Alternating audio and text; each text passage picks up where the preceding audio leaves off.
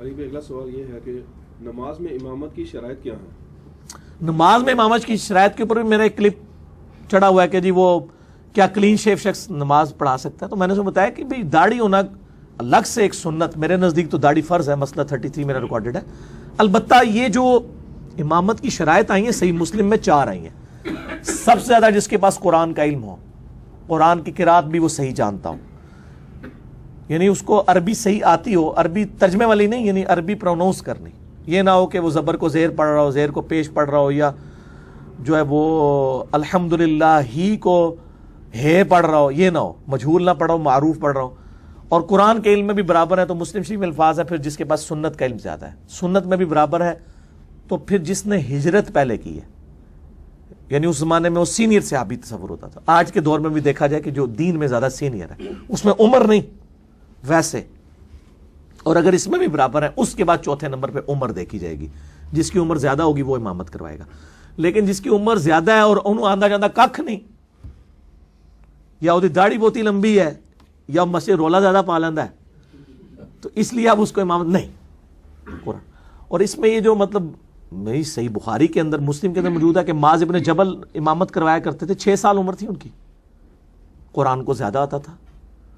تو بچہ بھی امامت کرا سکتا ہے اگر وہ پاکی پلیدی کا دھیان رکھتا ہے. اس طرح نابینا بھی امامت کروا سکتا ہے اگر وہ پاکی پلیدی کا دھیان صحیح طریقے. عبداللہ ابن ام مکتوم، ان سے بڑا کون قرآن کا قاری تھا، یعنی آپ علیہ السلام نے ہجرت سے پہلے ان کو مدینہ شریف بھیجا تھا لوگوں کو قرآن سکھانے کے لیے. تو یعنی وہ اصل مسئلہ یہ ہے کہ وہ پاکی پلیدی کا اور یہ باقی مسائل ان کو پتہ ہوں تو وہ کر سکتے ہیں، کوئی مسئلہ نہیں. اچھا علی بھائی، اسی میں ضمن سوال ہے کہ اگر امام جو ہے امامت کر رہا ہے اور اس سے زیادہ علم والا پیچھے مقتدی ہے، یعنی ہو جائے گی نماز. جی صحیح مسلم میں آپ دیکھیں نا، شروع میں ہی آپ کو طہارت والے چیپٹر میں حدیث مل جائے گی کہ نبی علیہ السلام ایک دفعہ یہودیوں کا مقدمہ نپٹانے کے لیے گئے ہوئے تھے. تو اب صحابہ کرام انتظار کر رہے ہیں، غروب آفتاب ہو رہا ہے، عصر کا وقت نکل رہا ہے. الٹیمیٹلی صاحب نے ڈیسائیڈ کیا کہ ٹھیک ہے آپ سب نے ہو سکتا ہے صحابہ کے ساتھ گئے اندر ہی جماعت کروا لی ہو، تو ہم یہاں پہ جماعت قائم کرتے ہیں. تو عبد الرحمن بن عوف کو انہوں نے آگے کیا. عبد الرحمن بن عوف رضی اللہ تعالیٰ نے نماز پڑھائی، 1 رکعت گزری تھی کہ نبی علیہ السلام تشریف لے آئے. اب صحابہ نے وہ تطبیق کرنے والا معاملہ کر دیا، سبحان اللہ، عورتیں ہوں گی تو یوں کریں گی، سبحان اللہ. صحابہ کرام نے کہا کہ یعنی مصلی چھوڑ دیں. اس طرح کے واقعات حضرت ابوبکر کے بارے میں ہیں، انہوں نے تو مصلی چھوڑ دیا، حضور کے کہنے پہ بھی مسئلے پہ نہیں رہے. ان کا ابھی کہافہ کے بیٹے کی کیا مجال کہ وہ نبی علیہ السلام کی موجودگی میں امامت کروائے، تو نماز امامت ہی چھوڑ دی اور نبی علیہ السلام نے آ کے مکمل کی. بخاری مسلم حدیث ہے. لیکن یہ واحد کیس ہے آپ علیہ السلام کی زندگی کا، اس کے علاوہ کوئی اور واقعہ نہیں ہے کہ آپ نے فرمایا اپنے مصلی پہ رہو. عبد الرحمن بن عوف نماز پڑھاتے رہے، آپ صلی اللہ علیہ وسلم نے ان کے پیچھے نماز پڑھی. اب آپ کی 1 رکعت چھوٹ گئی تھی، جب سلام پھیرا تو آپ نے اپنی رکعت مکمل کی. اور یہ عبد الرحمن بن عوف کی وہ خصوصیت ہے جو کسی صحابی کو حاصل نہیں ہے. ایک ہی شخص ہے اس روئے ارض پہ، کوئی نبی بھی ایسا نہیں ہے کہ جس کے پیچھے نبی علیہ السلام نے نماز پڑھی ہو سوائے سیدنا عبد الرحمن بن عوف رضی اللہ تعالیٰ عنہ علیہ السلام، جو 10 مبشرہ میں سے ہیں. اور آپ سمجھیں کہ یہ حضرت ابو بکر، حضرت عمر، حضرت عثمان، تینوں کے لیے یہ وزیر اعظم کا درجہ رکھتے تھے سیدنا علی کے بعد. اور جب سیدنا علی یعنی خلیفہ بنے اس سے پہلے یہ فوت ہو چکے تھے. حضرت علی کے لیے ساتھ یہ نہیں رہے عبد الرحمن بن عوف رضی اللہ تعالیٰ عنہ. تو ان کے پیچھے نبی علیہ السلام نے نماز پڑھی. تو اس سے یہ بات ثابت ہوئی کہ افضل شخص غیر افضل شخص کے پیچھے بھی نماز پڑھ سکتا ہے اگر ڈیٹم لیول کی اس کے اندر ساری کوالٹیز موجود ہیں. ٹھیک ہے، تو پڑھ سکتا ہے، کوئی مسئلہ نہیں. علی بھائی یہ سوال ہے، کیا عورت مردوں کی امامت کروا سکتی ہے، اور عورت کی امامت کا طریقہ بتائیں. ہاں جی، یہ مسئلہ جو وہ ام ورقہ والی حدیث موجود ہے جی صحیح سند کے ساتھ ابو داؤد کے اندر، کہ ان کی ڈیوٹی نبی علیہ السلام نے لگائی تھی کہ وہ اپنے گھر والوں کو نماز پڑھایا کرتی تھی. اور وہ آج کل غامدی صاحب کا بھی کلپ، شکر ہے غامدی صاحب کا نام نہیں لیا، غامدی صاحب کچھ کرتے ہیں تو وہ مجھے وکالت کرنی پڑتی ہے، تو میں کسی کا وکیل نہیں ہوں. ان کی آدھی بات درست ہے کہ عورت امامت کروا سکتی ہے، لیکن کس کی؟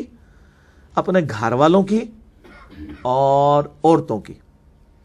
اگر ان کے گھر میں، یعنی ظاہر اس وقت نیا نیا اسلام پھیلا تھا، گھر میں لوگوں کو قرآن ہی کم آتا تھا. اگر کوئی ایک عورت زیادہ بڑی عالمہ ہے، اس کے خامد کو اتنا علم نہیں ہے دین کا، نہ قرآن اسے زیادہ آتا ہے، تو وہ اگر گھر میں امامت کر لیتی ہے محرم کے اندر ہی، تو اس میں کوئی حرج نہیں ہے، عورت کر سکتی ہے امامت. لیکن اگر آپ کہیں گے عورتوں کو امام مسجد بنانا شروع کر دیں ہم، تو یہ تو بات غلط ہے. اس کی وجہ یہ کہ امت کا اجماع ہی نہیں سے ٹرانسفر کر رہا. ویسے تو یعنی غامدی صاحب ہر چیز میں عملی تواتر اجماع کو لیتے ہیں، ادھر اجماع کہاں بھول کے کہ امت کا اجماع اور عملی تواتر ہے کہ مرد ہی ابھی تک امامت کرواتے ہیں. جس طرح اللہ تعالیٰ نے کوئی پیغمبر عورت نہیں بنائی ہے، کیونکہ لیڈرشپ کی کوالٹی ہے نا. الرجال قوامون علی النساء، مرد عورتوں پہ حاکم بنائے گئے. عورت کس طریقے سے مطلب مسجدوں کی امامت کروا سکتی ہے؟ پھر عورت کی آواز کا بھی پردہ ہے قرآن پاک میں. عورت کے زیور کی چھنکار باہر سنائی نہ دے. نبی کی بیویوں سے زیادہ پرہیزگار نہیں تھا، ان کو کہا گیا کہ تم کوئی لجاجت کے ساتھ بات نہ کرنا کہ جس کے دل میں کوئی روگ ہے تو وہ کوئی سکینڈل چلانا شروع کر دے. تو بات سختی کے ساتھ کرو، پردے میں کرو. جب یہ ہے تو اسلام کے تو مزاج میں جو غامدی صاحب کے اپنے استاد امین احسن اصلاحی صاحب جو کہتے ہیں مزاج رسول، تو مزاج رسول صلی اللہ علیہ وآلہ وسلم تو یہی ہے کہ عورت امامت نہیں کروائے گی. تو میرا مسئلہ نمبر 161 بھی ہے 2 گھنٹے کا، عورتوں کے پردے کے احکام. عورتیں اذان دے سکتی کہ نہیں، اقامت کر سکتی کہ نہیں، نماز کا طریقہ کیا ہے، اور طواف کعبہ میں وہ 3 چکروں میں رمل کریں گی کہ نہیں، صحیح کے دوران دوڑیں گی کہ نہیں. یہ سارے مسائل میں نے اس حوالے سے کور کیے ہیں. تو عورت امامت کر سکتی ہے اپنے گھر والوں کی اگر وہ قرآن زیادہ جانتی ہے، البتہ پبلکلی نہ جائے، ظاہر ہے اس کی تو آواز کا بھی پردہ ہے. اور عورتوں کی امامت کروائے اس پہ تو اجماع امت ہے. لیکن اس میں پھر جو ہے وہ میں نے اس میں میرا کلپ بھی زیادہ سے ریکارڈڈ ہے کہ اس میں وہ پھر وہ عورتوں کی صف کے اندر ہی کھڑی ہوگی، وہ آگے سے علیحدہ سے نہیں کھڑی ہوگی، اسی صف کے اندر کھڑی ہوگی، امامت کروائے. باقی یہ جو آج کل امریکہ اور یورپ میں فتنہ آیا کہ جی آگے عورتیں کھڑی ہیں، پھر وہ ویڈیوز بھی بنوا رہی ہیں پیچھے. یعنی ایک عورت کی آواز اگر خوبصورت ہے تو وہ مرد جو اس کے پیچھے نماز پڑھ رہا ہے تو اس کی خوبصورتی میں گھوم رہے گا. وہ نماز انہیں کھیت مٹی پڑھنی ہے. پھر عورتوں کے ساتھ نیچرلی ایسی چیزیں ہیں کہ ان کو پیریڈز آ جاتے ہیں، نماز کے دوران بھی آ سکتے ہیں. تو پھر وہ کسی سے کسی پیچھے اور مرد کو ہاتھ سے پکڑ کے آگے کرے گی، مطلب پاسبل نہیں ہے نا. تو یعنی یہ اسلام کے کلچر میں نہیں چیز بیٹھتی ہے کہ عورتیں جو ہیں وہ پبلکلی آ کے امامت کریں. گھر کے اندر اگر وہ صرف محرم رشتہ داروں میں امامت کر لیتی ہیں تو اس میں کوئی حرج نہیں ہے، اور عورتوں کی امامت کرتی ہیں تو اس میں بھی کوئی حرج نہیں ہے، جواز اس کے اندر موجود ہے. لیکن وہ والا جو مسئلہ ہے نا کہ جی وہ مردوں کی امامت کروائے اور جا کے مسجدوں میں عورتوں کو امام رکھنا شروع کر دیا جائے، تو یہ بالکل اجماع امت کے خلاف ہے. میرے نزدیک یہ امت کی ایجاد کردہ بدعتوں میں سے ایک بدعت ہے کہ عورتوں کو مسجد کا امام بنایا جائے. یہ بدعت ہے، کوئی شک نہیں اس کے اندر. جی علی بھائی، اس میں ایک ضمن ایک چھوٹا سا سوال ہے کہ ابھی آپ نے ذکر کیا ہے تو اعتراض اٹھایا جاتا ہے اصل میں نا. وہ کہتے ہیں کہ جو ابھی آپ نے کہا کہ گھر والوں کی امامت کروا سکتی ہے عورت، اس میں اس کے محرم رشتہ دار ہوتے ہیں، اس کا خاوند جیسے ہو گیا، ٹھیک ہے. تو لیکن حدیث میں الفاظ ہے شیخن کبیرہ، اور اس میں بھی ہے کہ انہوں نے نماز پڑھی ہے پیچھے نہیں پڑھی، اس کا ذکر نہیں ہے. کیا یعنی جو ایک حدیث میں الفاظ ہے شیخن کبیرہ، یعنی کہ بہت ہی ضعیف آدمی تھا جن کو مؤذن مقرر کیا تھا، انہوں نے نماز پڑھی یا ام ورقہ کے پیچھے یا نہیں، یہ اس حدیث میں نہیں. چلے وہ دار ہا کے الفاظ ہیں، وہ ہو سکتا ہے شیخن کبیر ان کا رشتہ دار ہی ہو کوئی، ان کا ہی کوئی، یعنی اس زمانے کی کیٹاسٹرافک کنڈیشن کو آپ سمجھ نہیں سکتے. جہاں پہ میرے بھائی 5-6 سال کا معاذ ابن جبل امامت کروا رہا ہے، تو اس کا مطلب ہے کہ اتنا قرآن کسی کو نہیں آتا تھا نا. تو آج کے حالات و واقعات میں آپ دیکھیں چیزوں کو سمجھنا، اس وقت نیا نیا اسلام آ رہا تھا، لوگ چیزیں سیکھ رہے تھے. اب بخاری میں حدیث آتی ہے کہ ایک شخص آیا مسجد میں، اس نے کونے میں پیشاب کرنا شروع کر دیا. ہمارا تو بچہ بھی یہ کام نہیں کرے گا، اس لیے کہ بچے کی بچپن سے تربیت ہوئی ہے. اس وقت نیا نیا اسلام آیا ہے تو لوگ آہستہ آہستہ لرن کر رہے تھے. پھر آپ نے اس کو بلا کے سمجھایا کہ مسجد میں یہ کام نہیں کرنا. تو آپ ان حالات و واقعات میں بھی چیزوں کو لے کے دیکھیں کہ اس وقت کیا صورتحال تھی. اس کے بعد جب اس چیز کو اسٹیبلش کیا جاتا ہے نا، جو چیز اسٹیبلش ہوگی وہ ایز اے دین. ایک اسپیسیفک کیس سے آپ یہ معاملہ نہیں لے سکتے. وہ اسٹیبلش تو میں بتا رہا ہوں اجماع ہے، ہمیں دکھائیں نا. مطلب کہ ایک روایت کو لے کے آپ اجماع کو، میں نے پہلے بھی بتایا کہ امام شافعی نے کتاب الام میں لکھا ہے کہ اگر کوئی صحیح حدیث بھی ہو اور اجماع امت سے ٹکرا رہی ہو، وہ حدیث چھوڑ دی جائے گی، وہ منسوخ تصور کی جائے گی اور اجماع امت کو دی جائے گی. اور یہاں پہ تو کلیئر بھی کوئی نہیں ہے، چاہے جائے کہ ایک ام ورقہ کی ایک اکلوتی جو وہ غریب حدیث کو لے کے تو آپ پورے اجماع کا انکار کرنا شروع کر دیں. اجماع امت اور عملی تواتر کو تو غامدی صاحب خود جو ہے حدیث کے اوپر پرائرٹی دیتے ہیں. حدیث کیا، وہ تو حدیثوں کے اوپر پرائرٹی دے دیتے ہیں. اور یہ تو ابو داؤد کی ایک روایت ہے، ہماری وہ مین سٹریم کی بخاری مسلم میں بھی نہیں آئی ہوئی، ٹھیک ہے. اور وہ بھی ایمبیگوس ہے، مبہم ہے. اور میں نے بتا دیا کیٹاسٹرافک کنڈیشن ہو سکتی ہے. دار ہا کے الفاظ ہیں، وہ کہتے ہیں اس سے مراد احاطہ ہے، احاطہ ہے. تو وہ ہو سکتا ہے کہ وہاں پہ مطلب اور کوئی قرآن کا علم والا بندہ ہی موجود نہ ہو، تو وہ اپنے محرم لوگوں کو پڑھا رہی ہوں. تو اس طریقے سے نہیں ہے معاملات. رزلٹ نکالنے کے لیے آپ کو ڈیفینیٹ دلیل چاہیے ہوتی ہے. قیاس آرائیوں سے تو آپ کچھ سے کچھ رزلٹ نکال دیں گے. لوگ پتہ نہیں کیا کیا چھوٹی سی بات لیتے ہیں تو کہتے ہیں جی اے ہو گیا ہوگا.